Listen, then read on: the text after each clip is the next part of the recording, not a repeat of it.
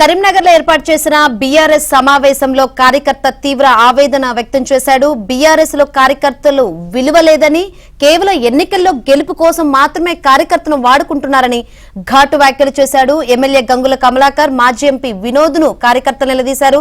Assembly ఎన్నికల్లో కేవలం నాయకుల వల్లే పార్టీ ఓడిందన్నారు. కార్యకర్తలకు బీఆర్ఎస్ లో విలువ లేదన్నాడు.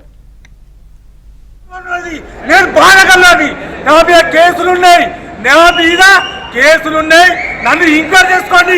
నేను ఉద్యోగం చేస్తా, మాకు విలువ లేదు.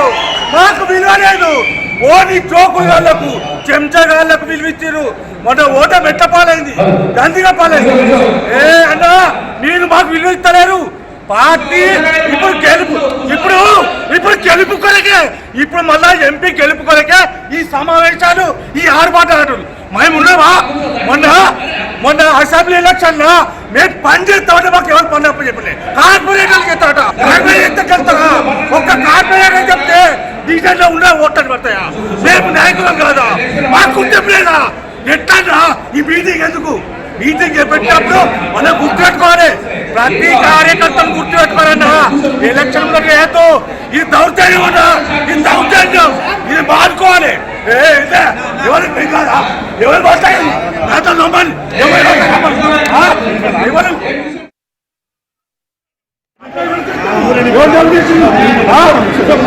కమలాకరణ కోసం గ్యాస్ కమలాకరణ కోసం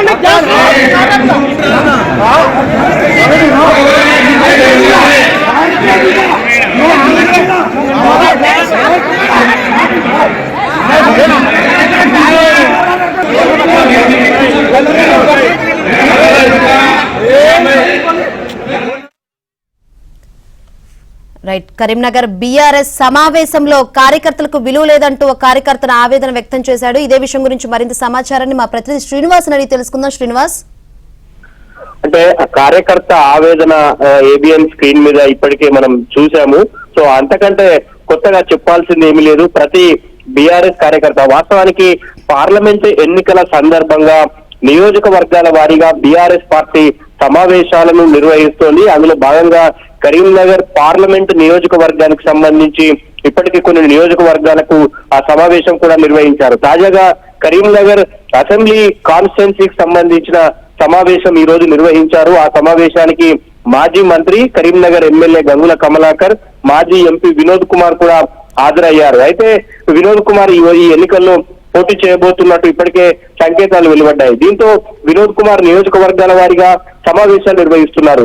అసెంబ్లీ ఎన్నికల్లో కార్యకర్తలను ఎమ్మెల్యేలు పట్టించుకోలేదు. మొదటి గవర్నమెంట్ లో చూసి చూడనట్టున్నాం. కనీసం రెండోసారి అధికారంలోకి వచ్చిన 5 ఏళ్లలో ఏ ఎమ్మెల్యే కానీ నియోజకవర్గ ఇన్ఛార్జీలు కానీ కనీసం కార్యకర్తల వైపు కన్నెత్తి కూడా చూడలేదంటూ కార్యకర్త ఆవేదన వ్యక్తం చేశాడు. ఆవేదనతో పాటు తనకు జరిగిన అన్యాయం పైన, మిగతా కార్యకర్తలకు జరుగుతున్న అన్యాయం పైన వేదిక మీద ఉన్న అగ్రనేతలను గట్టిగా నిలదీశాడు.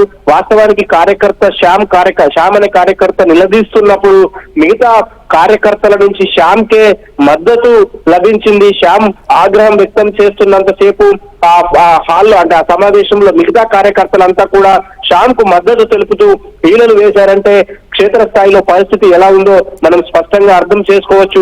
కొంతమంది, అంటే శ్యామ్ చెప్పిన మాటల్లో కొంతమంది, కేవలం కొంతమందిని మాత్రమే ఎమ్మెల్యేలు దగ్గరికి తీశారు. అసలైన కార్యకర్తలను, ఉద్యమకారులను ఈ ఎమ్మెల్యేలు పట్టించుకోలేదంటూ కూడా శ్యామ్ ఆగ్రహం వ్యక్తం చేయటం బీఆర్ఎస్ లో కలకలం రేపుతోంది. దాదాపు పార్లమెంటు ఎన్నికల సందర్భంగా నియోజకవర్గాల్లో పెడుతున్న అనేక సమావేశాల్లో ఇదే పరిస్థితి కనిపిస్తోంది.